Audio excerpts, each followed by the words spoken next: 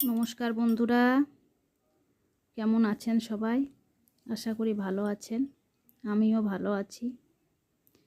আজকে লিখব বা বাচ্চাকে শেখাবো ও।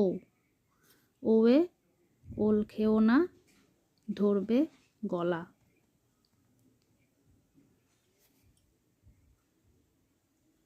ওয়ে ওল খেও না, ধরবে গলা। আর এটা হলো ও। ওয়ে ঔষধ খেতে মিছে বলা।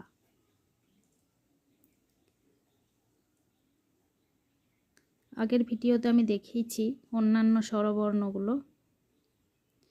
আজকে শেখাচ্ছি ও। এভাবে যদি লেখানো হয় তাহলে ওটা খুব ভালোভাবে লেখা হবে। ছোটবেলায় তো এটাকে আমার মা টিকি বলতো, আমি টিকিই বলি এখনো পর্যন্ত। আমার ছেলেকেও শিখিয়েছি। এটাকে টিকিই বলা হয়।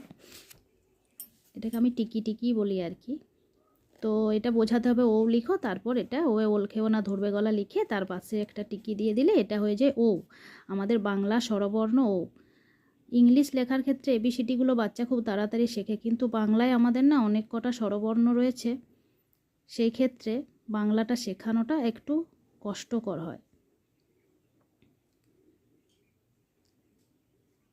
ছোটোবেলায় আমরাও মাকে নিশ্চয়ই খুব জ্বালিয়েছি। মা তো তাই বলে।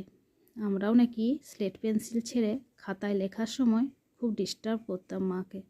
ভাবুন তো সে দিনের কথা, কত অসুবিধার মধ্যে পড়েছে আমাদের মায়েরা, ঠিক যেমন এখন আমরা ভোগ করছি।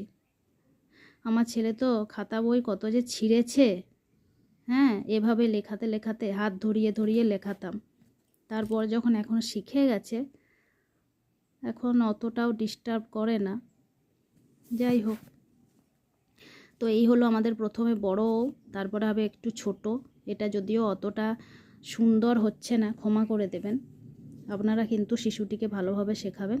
তারপর নেক্সট আমরা কি করব, এইভাবে খাতার মধ্যে লাইনে লিখতে হবে। এটা ওকে বুঝিয়ে দিতে হবে যে এটা তুমি লাইনে লেখো বাবা। বাবা হোক বা মা, ছেলে বা মেয়ে যাই হোক, যে এইভাবে তুমি লেখো।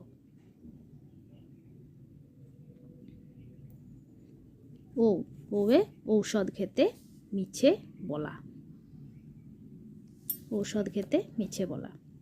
বাংলা স্বরবর্ণ ওতেই শেষ। আমার আগের ভিডিওগুলো অ থেকে ও পর্যন্ত সমস্ত স্বরবর্ণের ভিডিওটাই আমি কিন্তু আমার চ্যানেলে আপলোড করেছি, চাইলে